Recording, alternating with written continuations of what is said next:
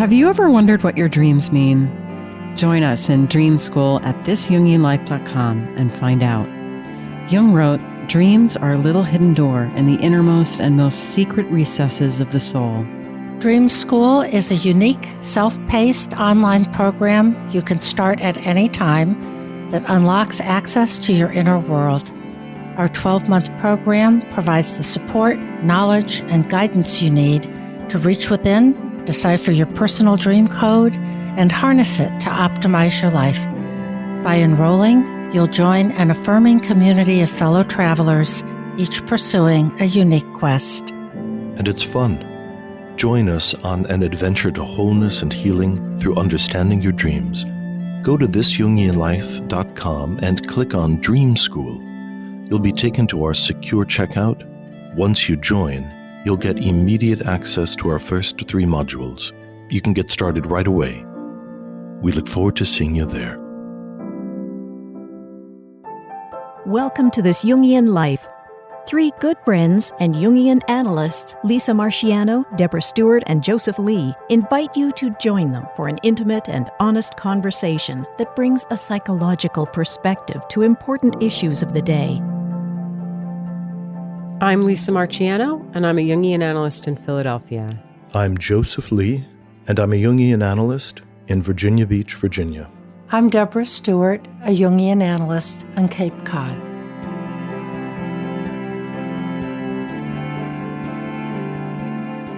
This week on the podcast, we wanted to talk about the stage of young adulthood. I have had the pleasure of working with several people in their 20s, and it's a population that I really enjoy working with. I really enjoy that stage of life. I have a lot of memories of what that stage of life was like for me. Some of them are pretty horrific, and others of them I remember very fondly. And I think it's an important time that doesn't really get a lot of attention, actually. Jung didn't give it a lot of explicit attention. He was, of course, much more interested in the second half of life. And I feel like there's a way that our culture doesn't give this important time a lot of attention. So we're going to do what we can to right that today by focusing on it. I think this stage is incredibly important. And there are some people that have given it names, which I think somehow helps to make it sound really valid and official, even though it's been there for millennia. But there is a place in the 20s and before the 30s where things are still provisional, things are still emerging. No, you're not adolescent anymore, but neither are people usually, well grounded in careers, marriages, child rearing. It's a period of uncertainty, discovery, excitement, and anxiety, I think, for a lot of people, of finding the dream. Yeah, Deb, you had used that term once, that the 20s is the decade for finding the dream, and I really liked that. What's so funny is that I remember this phrase from a book on abnormal psychology, which is such a contradiction, as if the 20s were somehow abnormal. But it is an in-between kind of stage of life. One of the things that strikes me about that stage, particularly working with young men, is the enormous amount of energy that's put into finding a mate. I would say even beyond finding a career, the hunt for a partner, and for that to be somewhat idealized, but that's such an important part of their identity.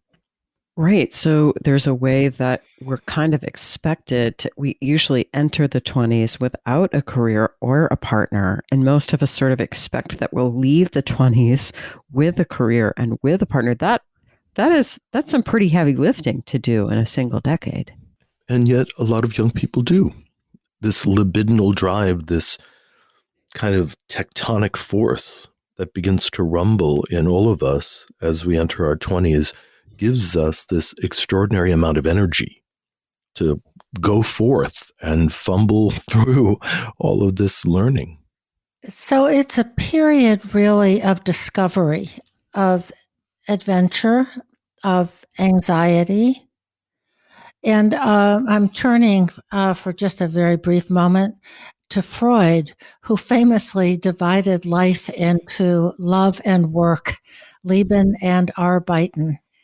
And those seem to be the two major areas of emphasis in the 20s of relationship, especially a significant relationship, and something to do with vocation and finding meaning in the world of work or career.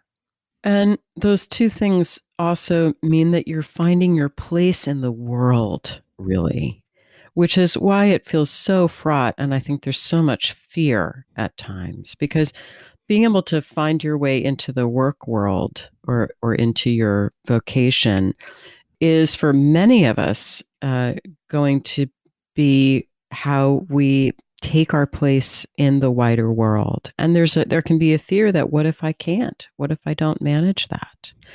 You know, one of my observations in this area is that at least in the United States, the transition from high school to college is extremely well monitored. There are all kinds of programs. There's lots of help. You've got guidance counselors in high school. Your parents probably help you identify the college and maybe look over your shoulder as you're filling out your applications. There's all kinds of websites that you can go to help you pick a college. When you get to college, you're going to get lots of help with adjusting to college.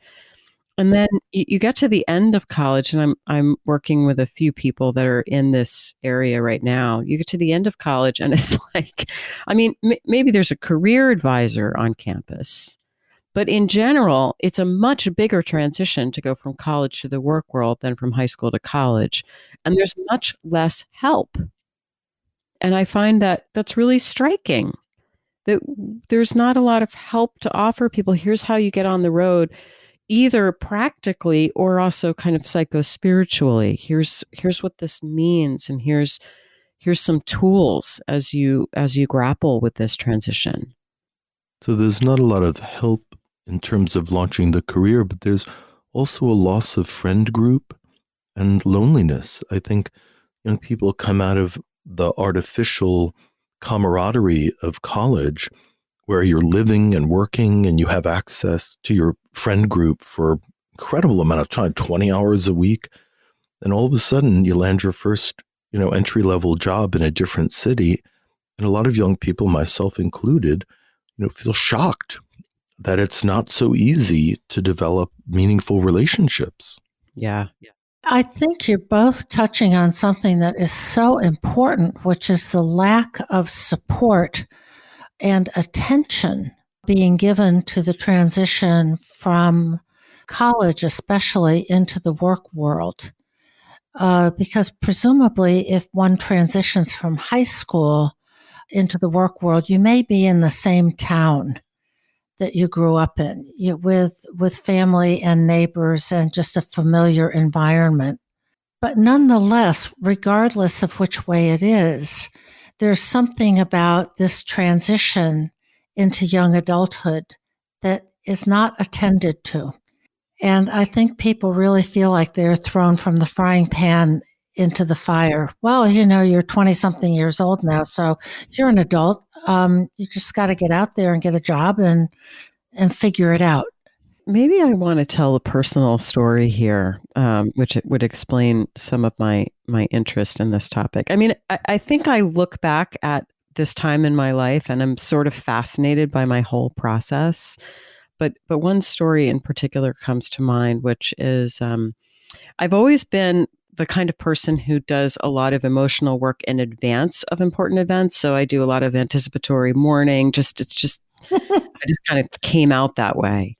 So I tend to have my freakouts about things like before they happen, and then I'm usually good by the time they happen. Other people freak out at the moment or later, but so my big crisis came at the end of my junior year of college.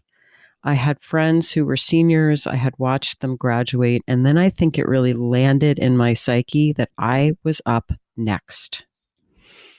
And I didn't know what I wanted to do. I was majoring in European medieval history. Oh my goodness. I didn't have any kind of big career aspirations at that point. And I had to move apartments, and my friends had all left town, and I was there, and I had to figure out how to get my stuff from one apartment to another. And I had completely underestimated how much work it was going to be. I realized it's really funny now. I realized kind of late in the day that I probably needed help. So I started calling movers, but of course, none of them were free. You can't do that and expect them to be free the next day. And so I had this tremendous practical problem ahead of me. I had an apartment full of stuff that I had to somehow transport across town.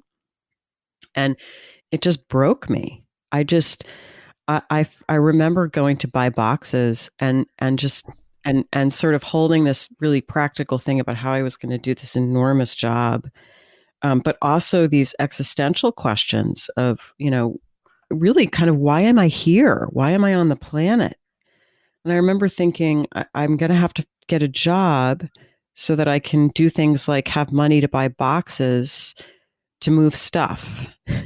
And like, for what? Like, what? So you have money to buy stuff, and then you have to have money to buy the boxes to move the stuff. And I'm puzzling about it in my head. I mean, it doesn't have maybe a lot of resonance as I'm saying it, but I remember being in that place of just like trying to understand what is the purpose of all of this, really, in this immediate way, as it, not in abstract sense, but as it applied to my life. Why was I going to be working just to have money to buy stuff? I couldn't make sense of it. And I eventually I kind of, collapsed, and I had like a day where I just could do nothing. And I, thank goodness I had some good help. But I remember that feeling of how absolutely terrifying it was to be facing this. And it's not like it was over then. That was just the beginning. But it was the beginning of my inquiry. It made me feel very defeated, but it set me on the road to grapple with what is the purpose of my being here, or as Jim Hollis would say, although I didn't have these words at the time, what wants to come through me into the world? And it was terrifying. That's really poignant, Lisa, and really captures the feeling of being kind of thrown out into the big wide world. And it's disorienting. And it's as if you were supposed to know all these things at maybe age 21 versus, wait a minute, just what's the next step? How do I do the next step? Well, obviously you did it. You got your stuff moved. And I often find that kind of, to put it ungrammatically, smalling things down can help. Of what's the next step? And I think a lot of us, just a human characteristic, we kind of want to have a map. Before I set out on the journey, give me a map, okay? Okay, I'm headed west. There's the Mississippi, the Rocky Mountains, and then the Pacific. But often we have to do what Lewis and Clark did, which is just start and know and hope that you will be able to figure out the next step. So hopefully, with the earlier upbringing, that a child's developed a sense of confidence, a sense that the world will be fundamentally benign, if not helpful, and that through the younger ages and then through college, people have been taught how to think. Not necessarily that they were given a specific fund of knowledge, but they know how to figure things out. That moment with the packing, Lisa, reminds me of that kind of horrifying realization that I don't even know what I don't know. So even the questions I should be asking myself haven't emerged yet. And the incredible vulnerability that we feel when we realize the breadth of that, and the caution perhaps that brings into people's awareness, the need to really investigate, and also perhaps the need for mentors. Yeah, I mean, Deb, you were talking about sort of smalling things down, and eventually the answer was, like you said, just start, like just get a job, right? But I think, Joseph, one of the things that you're bringing up is, yeah, I needed to just get a job, and I did. but the background to that first job is this unlimited void of lack of meaning, right? It's like this life is the canvas upon which you will paint, but it's empty at this point. And where is the meaning? Where are the signposts? And it's up to you to do it. And there's really no it's I shouldn't say there's no guidance, but going to the career counselor on campus may help you take that first step and get a job, but it ain't going to help you answer the question of who am I and why am I here? No, I think that the first thing that gets put on the empty canvas are the things that we're colonized with from the environment, which is not necessarily negative. And we get our first job, the job and the culture of the company begins to groom a professional image of oneself, and that colors in a little corner of the canvas. It might not be the most authentic part of myself, but it's like, oh, this is how you dress at this level of corporate culture. Okay, great. I got it. I figured that part of it out. And a lot of other just expectations from the culture, just learning how to swim. Mm-hmm. I really like that that image of start with the corner of the canvas.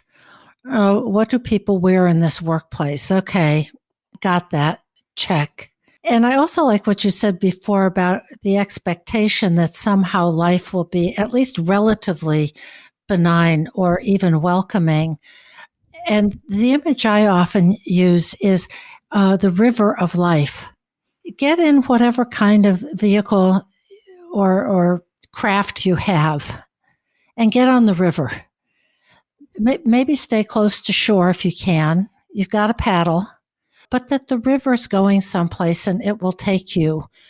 That you don't have to know where it's going or what's ahead just to get on the river, that there's an energy there that will help you figure it out, to mix metaphors, as you paint that first corner of the canvas. Oh, you got a job. You have the right clothes. You have some roommates. You have an apartment. You can pay the rent. You can buy food. You're good. I'm listening to you, Deb, and of course I agree with you, but I'm also holding in mind some young people that I know who will say, well, I'm thinking of my daughter, for example, and I have said to her, go off to college, just take things you're interested in. Don't worry about what you're going to do. Just discover something that excites you, And she says to me, Mom, it was much easier when you were my age.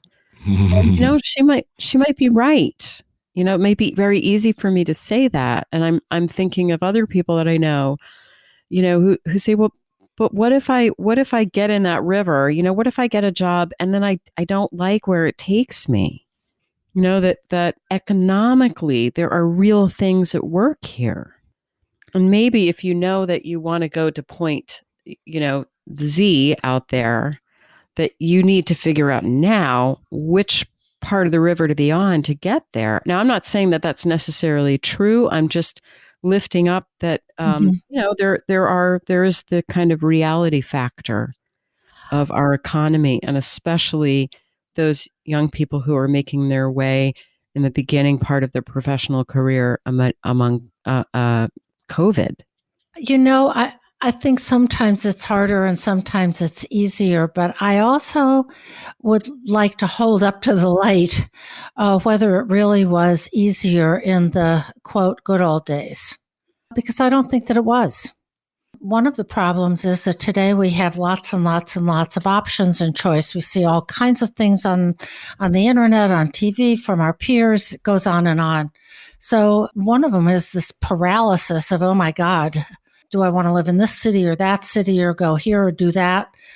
But back in like the 1800s, there were college riots, huge riots.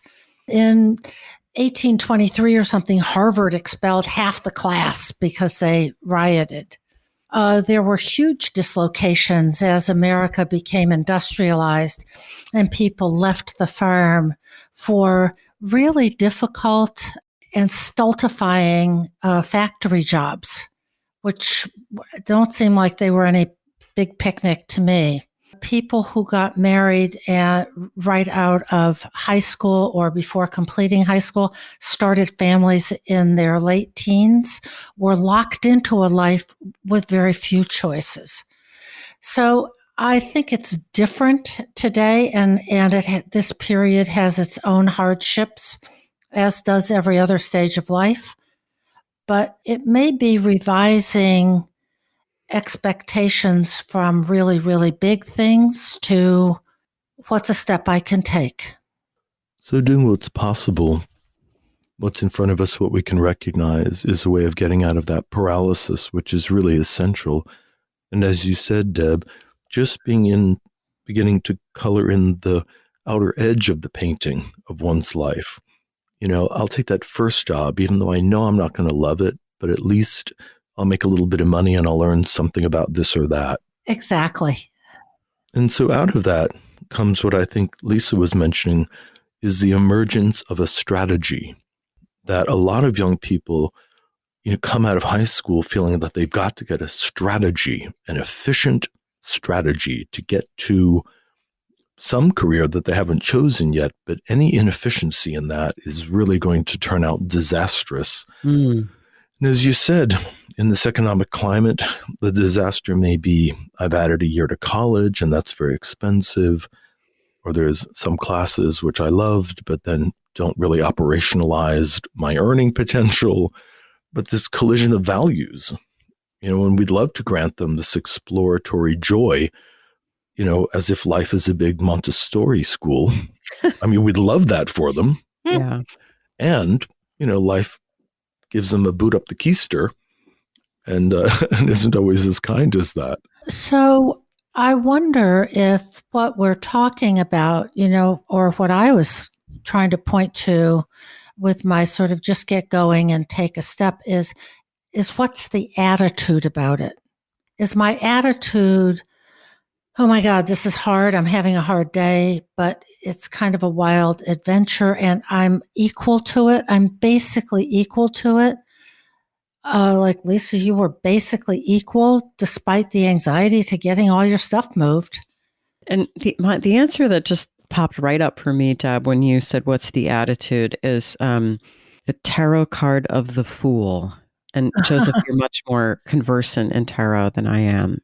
But it's the first card of the major arcana, and it usually images a young man stepping out bravely into the world. And it carries two potential kind of meanings. There's two poles to it. One is that we embark on our life's adventure bravely with an open heart, with a sort of openness to whatever's going to meet us. The other side of that can be that we're foolish and not thinking enough about where things might be going, and we can get ourselves into trouble. And both are present, I think, in the 20s as we embark on our life's adventure. Another engine that might move us forward on that adventure, you were saying, Lisa, is projection. That there is an intelligence in the psyche, and it moves us forward, in essence, by kind of firing an arrow, which then lands somewhere on some career, some town. And then we notice that we have a bit of an idealization. Oh, that looks so good. I don't know why it looks so good, but it really looks so good. And that little thread of eros can pull us forward to pursue something that a deeper level of the psyche is kind of beckoning to us.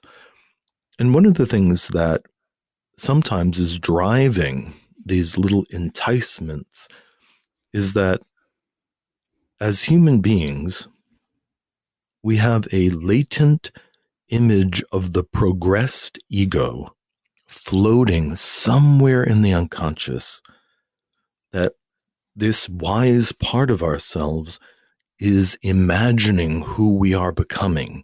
And that image is kind of humming along there, fairly deeply below the conscious mind. But that latent image can draw things to it and also suddenly make things seem really attractive. And then years later, we find out that that allowed us to bring forward a potential we couldn't have imagined. Mm-hmm.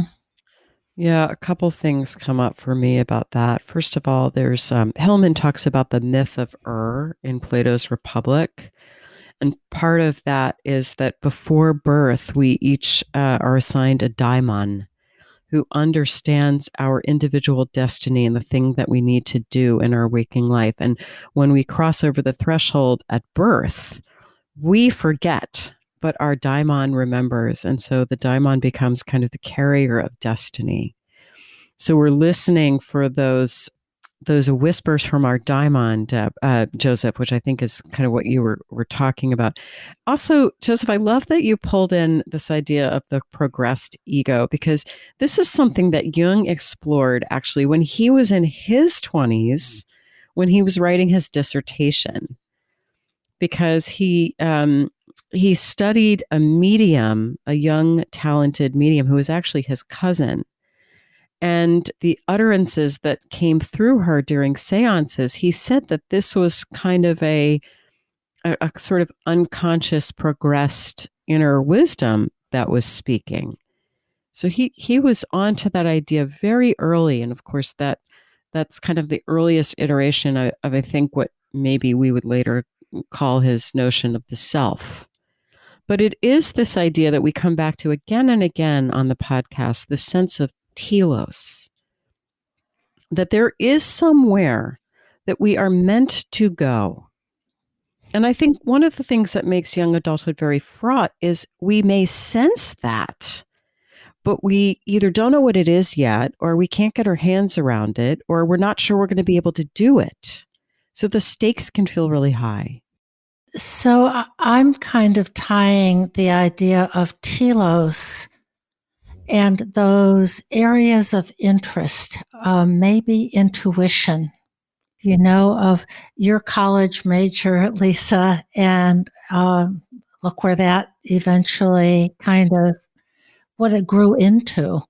And in the spirit of true confessions here, I was a comparative religion major. My family was all over me about that as the most impractical of all possible majors.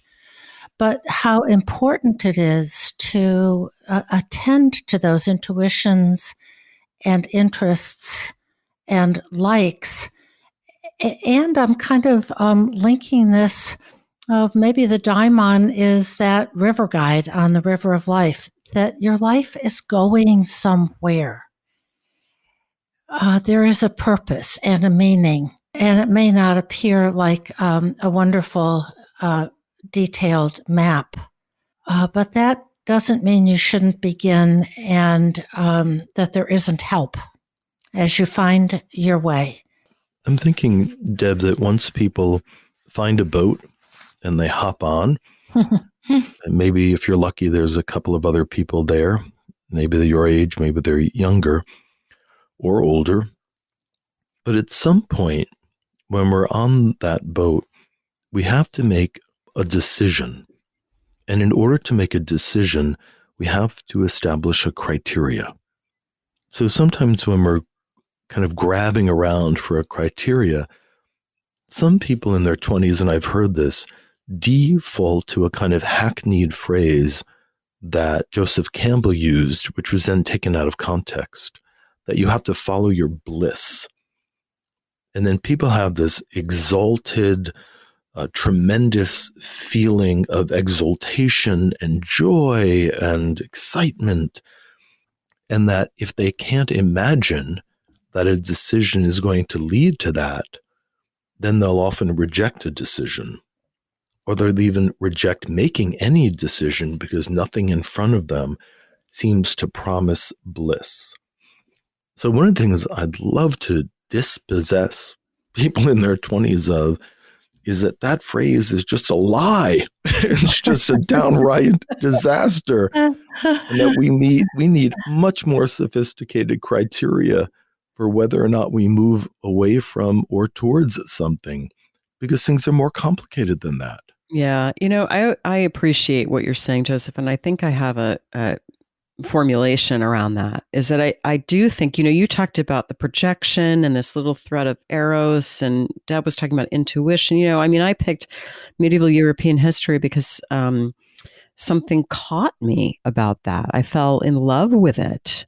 And so, yes, it was impractical. So there is that need to feel that sense of bliss and move toward it. And there has to be a compromise with reality. Yeah. I remember hearing a story which is very instructive to what you're saying, Joseph. This was not someone I knew personally, but it was someone, friend of a friend kind of thing. She got gripped by this idea that she wanted to be a therapist. She was sure it was right. She knew it was right for her. She took out tons and tons of loans and went back and went to social work school, then realized afterwards that you don't make any money as a social worker in an agency. And she was absolutely stuck. It was miserable. And, I don't remember exactly what happened, but it really was not a good path. She had been the foolish version of the fool because she had only paid attention to her bliss. So I think, what I would say is notice your bliss and then think, let me run the numbers.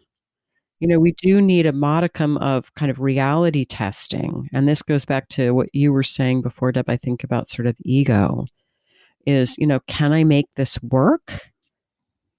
How can I make it work? Maybe we need to know what our bliss is, but then see what the real world version of it might look like, because the world does not owe us bliss, actually.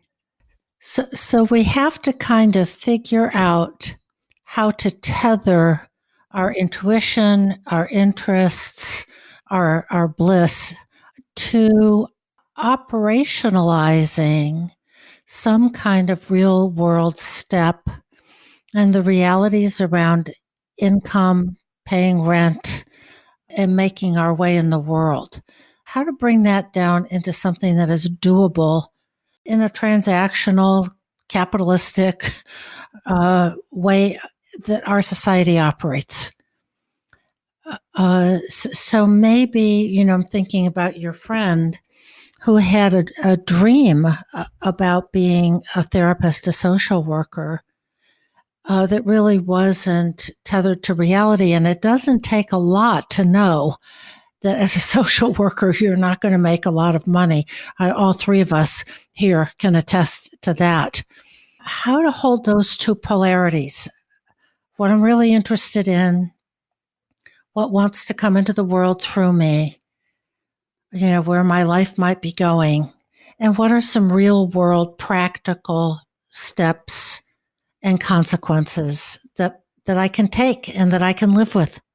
This bounces me over to typology a bit, but I first wanted to make a distinction is when I hear people saying, oh, I'm following my bliss, it's not necessarily guided by a feeling they're having right now. It's guided by a fantasy of how they should be feeling in the future, which I think is often not tethered to the process. They're trying to figure out in their thinking function whether this is going to be blissful. I think that for you, Lisa, as you imagined yourself studying in the way that you were, you already had a feeling of appeal for it, that even the idea of it currently felt good. So when we think about the typology, and if we use the Myers-Briggs criteria, which is a little bit different from what Jung came forward with, but it's considered congruent enough, is that we gather information either through intuition or through sensation.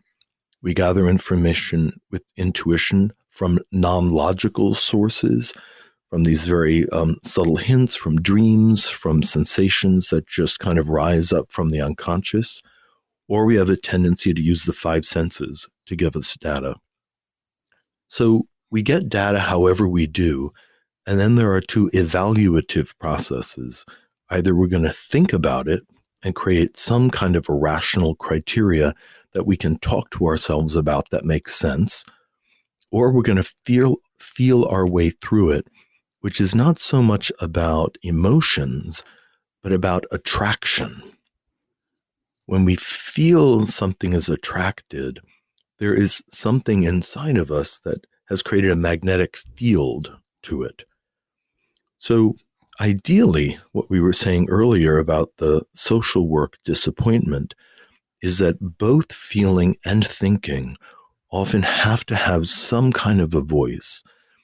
And that can be very difficult when we're on our 20s, because often the opposite function is very much in the unconscious, so we don't have easy access to it. If we're a feeling type, we might move towards what's attractive, and it may take another decade or two before the thinking function really has enough energy to start demanding a place at that inner boardroom where the decisions are made. Mm-hmm. Mm-hmm. Mm-hmm. That brings up another really practical aspect of all this for me, is having support, having good resources. Good Lord, how much does anybody really know about themselves or the world or who I am and where I'm headed in their 20s? Having elders, mentors, peers, family members, maybe a therapist. You don't have to do it all on your own. Well, and it's hard because I think for many parents, having a young adult is difficult. And obviously I can relate to that. But, we as parents can hold a lot of anxiety about our young adult child.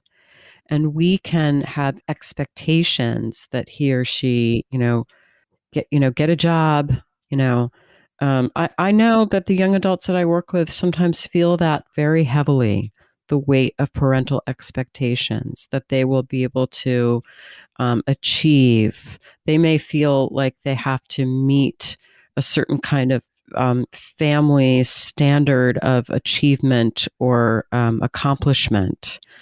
And they may worry that they're going to fall short. Or they may know that their parents are very keen for them to become financially independent and feel a lot of pressure to kind of pick a job where they're going to earn a decent living right away. So, Deb, I think you're right about support. And I'm also aware of how lovely that would be if it could come from parents, but it often doesn't because we as parents are holding so much anxiety. And the path, the map, for a young person in his or her 20s is not clear. We live in an age of real emphasis upon individual career paths, destiny, unfolding individuation.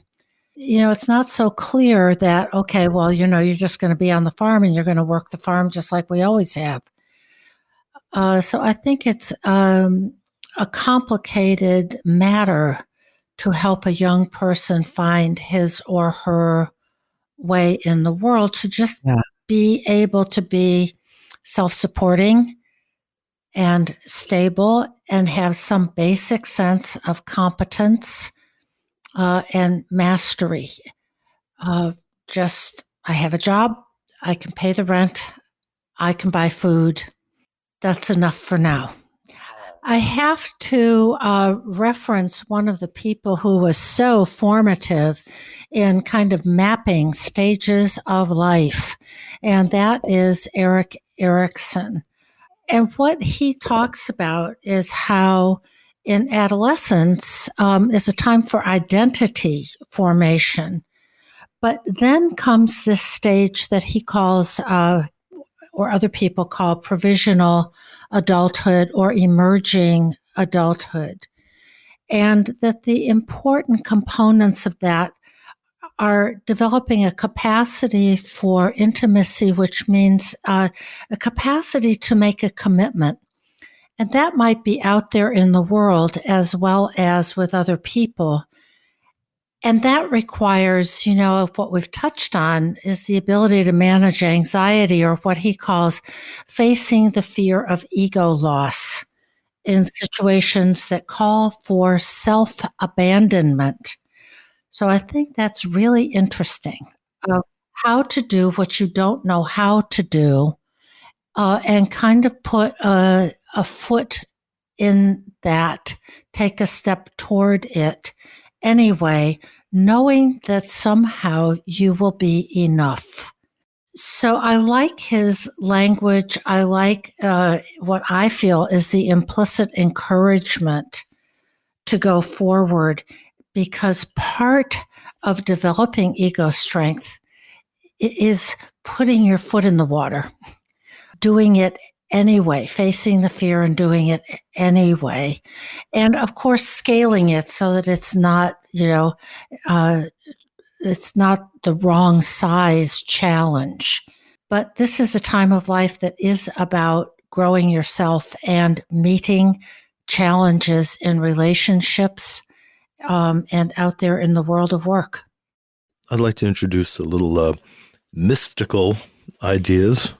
Those of us that are armchair astrologers. I know enough just to be fun at a cocktail party. No disrespect to my colleagues that are really well-trained astrologers. But there is an idea that around the 28th year, which is kind of that transition out of young adulthood a little bit towards middle of life, around the 28th year, an interesting astrological alignment happens that the planet Saturn adopts almost exactly the position that it did at the moment of your birth. This sometimes happens in the 29th year, 29 and a half, but somewhere around that time, it kind of just locks in. In astrology, there's an idea that when that happens, a particular psycho-spiritual force in the individual activates very, very dynamically. And particularly with this Saturn force, a kind of powerful engine begins to move in the psyche that begins to activate unconscious content. And so it's really interesting to think that, or as I realized, many people went through major life changes around that 28th, 29th year. Many of my friends got married or got divorced, they relocated, they changed jobs, or they had some misfortune, were fired. But usually something really substantial begins to happen that really reorients the life, and from this astrologic perspective, corrects the direction of the life and makes a demand that unfinished business, often wounds from childhood, begin to take a priority.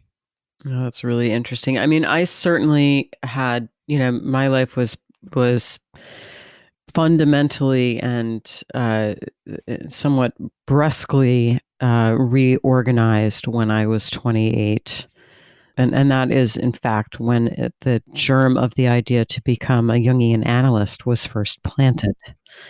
So that was certainly my experience. And there is this way that there's so much that happens in the 20s, and it often isn't until the late 20s, near that kind of age 30 transition, that things really coagulate, whether professionally or personally. And so sometimes people in the early 20s, work with a young woman who's like, "Oh no, I'm 22 and I haven't figured out this, and this." I'm like, "Sweetheart, it's okay. You've got time, And you do see this kind of quickening in development around age 30 a lot of times, and people kind of lock in and find their groove. But it can be hard to imagine when you're in your early 20s that it's going to take that long. But sometimes it really, really does. And as we're waiting to find the path, or we're waiting for somebody to discover us or to help us, it's about finding an attitude that allows us to tolerate that uncertainty. often in the 20s and the late 20s, people really become interested in philosophy, whether they find Jung or they find Marcus Aurelius or something or other, that they're often out there looking for a place to put their philosophical feet so that they can have a way to orient towards the uncertainty of life. With that, I want to actually bring up a quick fairy tale, which I think directly relates to this sense of being with uncertainty and goes back to your great image. I think it was you, Joseph, who came up with it first, this idea of sort of painting the corner, which is this wonderful fairy tale that most of us know called Puss in Boots. Just really quickly, the youngest son was left with his only inheritance was that of a cat. And his older two brothers get more useful things. But this is no ordinary cat. And the cat is going to help him make his fortune. So the cat kind of constructs this ruse where he catches rabbits and brings them to the king and says that they are a gift from the Marquis of Carabas. And the cat does this for several months. And then one day when the king is driving along with his daughter, the cat persuades his master to take off his clothes and go bathe in the river as the carriage is passing. The cat jumps out in front of the carriage and says, "Help, my master, the Marquis of Carabas, was bathing in the river and his clothes have been stolen." So the king stops to investigate and helps the young man into his carriage and covers him up with his cloak and then brings him home and dresses him in these rich clothes befitting a marquis. And anyway, it goes on like this with the cat kind of constructing more and more ruses so that his poor master, the son of a poor miller, basically is taken for this wealthy marquis and winds up marrying the king's daughter. And that is the way it can go, where we can kind of parlay small victories through our wits into larger ones, and thereby kind of becoming the king of our own kingdom eventually. So it's a wonderfully optimistic kind of coming of age story. And shows the necessity of having that optimism and the willingness to just take a step forward, even in the midst of uncertainty, and how to use maybe a little bit of trickster energy. A little trickster, a little fake it till you make it. Yeah. But the getting out there and doing it, of having experiences. Yes. And that can take you into that late 20s Saturn return of knowing more about who you are, what you like, what your values are, what more deeply interests you. But after having tried some things, like the cat isn't afraid to try stuff. I'll catch rabbits and bring them to the king. I'll leap out in front. What do you got to lose? That age of experimentation, and try it and see what happens. And Joseph, you talked about needing a philosophical stance. What I remember from my collapse there at the end of my junior year was when I was literally sort of unable to do anything else other than just kind of lie in bed with the covers over my head. I cannot remember how this was, I came across the Desiderata. I think it was the first time I'd ever seen it. And I remember just reading it, and it really was helpful at the time. And so I think maybe I'll offer that and just read that. So the Desiderata is a famous poem that was appeared in a church in Baltimore, I believe. And here it is. Go placidly amid the noise and the haste, and remember what peace there may be in silence. As far as possible, without surrender, be on good terms with all persons. Speak your truth quietly and clearly, and listen to others, even to the dull and the ignorant. They too have their story. Avoid loud and aggressive persons. They are vexatious to the spirit. If you compare yourself with others, you may become vain or bitter, for always there will be greater and lesser persons than yourself. Enjoy your achievements as well as your plans. Keep interested in your own career, however humble. It is a real possession in the changing fortunes of time. Exercise caution in your business affairs, for the world is full of trickery. But let this not blind you to what virtue there is. Many persons strive for high ideals, and everywhere life is full of heroism. Be yourself. Especially do not feign affection. Neither be cynical about love, for in the face of all aridity and disenchantment, it is as perennial as the grass. Take kindly the counsel of the years, gracefully surrendering the things of youth. Nurture strength of spirit to shield you in sudden misfortune, but do not distress yourself with dark imaginings. Many fears are born of fatigue and loneliness. Beyond a wholesome discipline, be gentle with yourself. You are a child of the universe, no less than the trees and the stars. You have a right to be here. And whether or not it is clear to you, no doubt the universe is unfolding as it should. Therefore, be at peace with God and whatever you conceive Him to be. And whatever your labors and aspirations in the noisy confusion of life, keep peace in your soul. With all its sham, drudgery, and broken dreams, it is still a beautiful world. Be cheerful, strive to be happy. Oh, and that is a beautiful place from which to transition into a dream.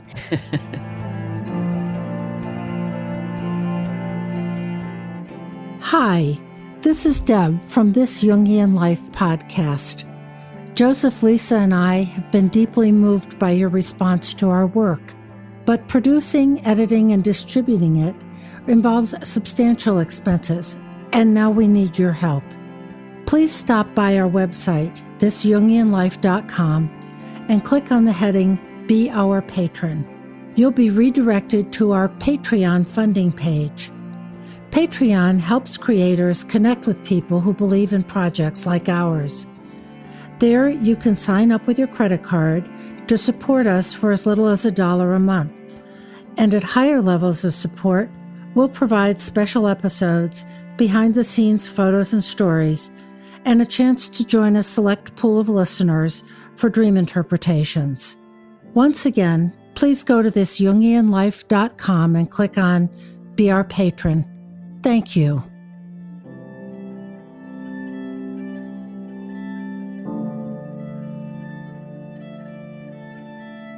Our dreamer this week is a woman. She's 32 years old, and she aspires to being a writer. And here's the dream.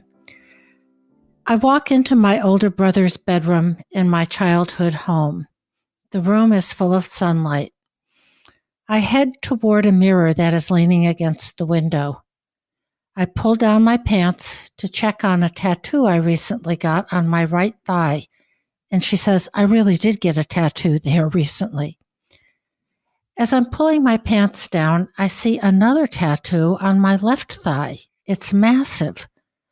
The tattoo is of a statue of the Virgin Mary, except where her face should be, there is a black square covering her face. I panic and will myself to remove the tattoo with my own mental fortitude.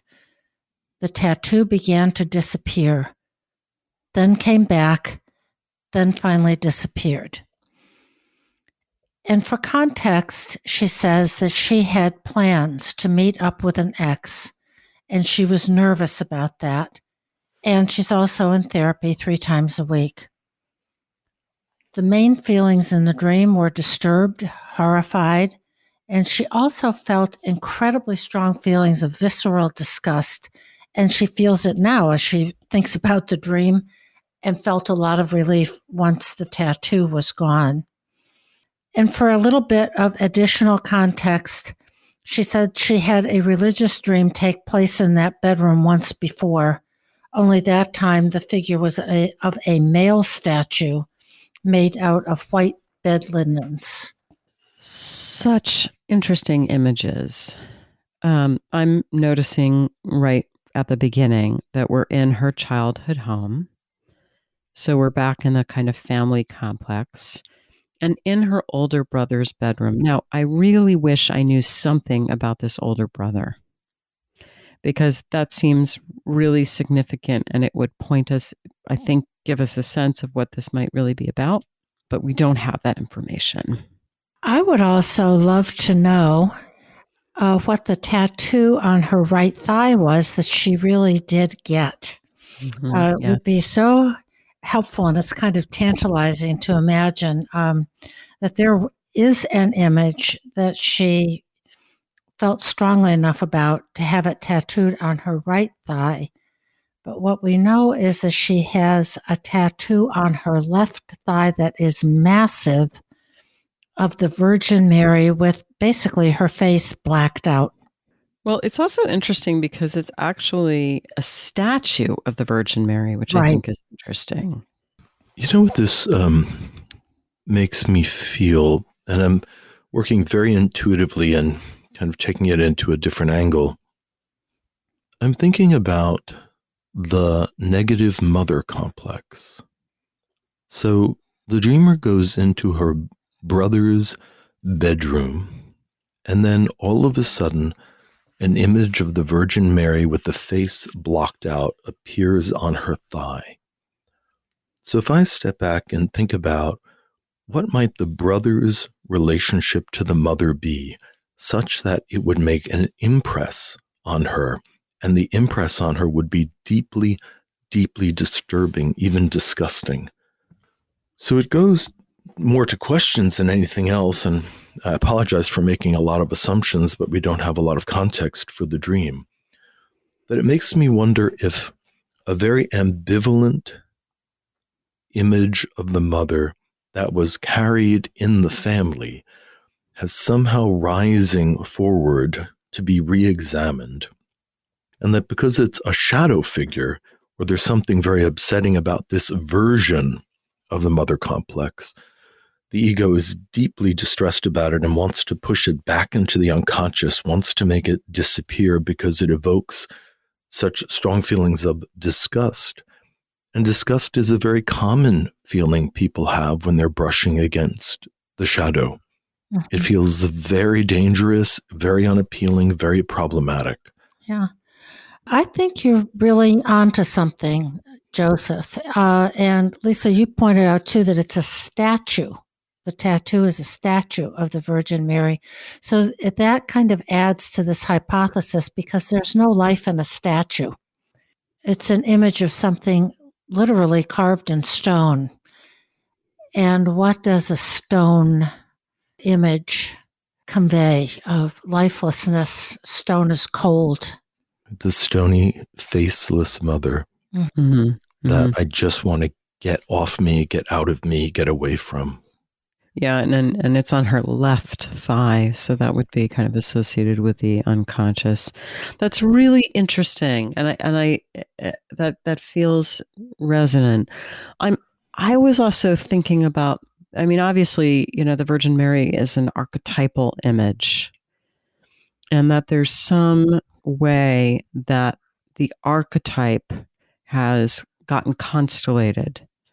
And although, Joseph, you're sort of considering that it might be a very negative kind of relationship, maybe with the mother. It is the Virgin Mary, which is usually considered to be an image of the positive aspect of the archetype. And so I wonder, in what way might this dreamer be grappling with a kind of religious impulse that feels threatening to her ego? Some manifestation of some numinous or transcendent or archetypal energy that feels like it's a threat or it's disallowed somehow, and she wants to control it with her ego. She's going to will it away. And we know that when we treat unconscious contents in that way, we usually just potentiate them further. I am also interested in the theme in this dream of a tattoo. Mm-hmm. And the dreamer did get a tattoo recently. And what it means to have something permanently sort of engraved on one's skin, something that is so important symbolically or may memorialize someone or something very important, that you want a permanent marker. And she selected her thigh as the canvas on which this permanent image would be painted. Skin is our largest organ. It's a protective covering. I'm just curious about how the tattoo shows up in her dream. From a religious standpoint, Deb, praying to the Virgin Mary was considered a protective agent.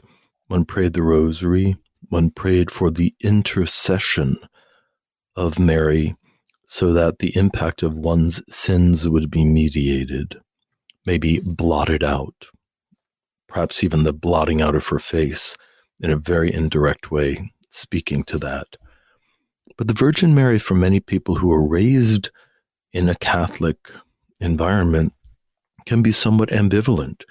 You can imagine a young woman being given the Virgin Mary as a role model, and how difficult it would be to stand up against that archetypal idea and to often be failing to live up to this seemingly mythologic figure.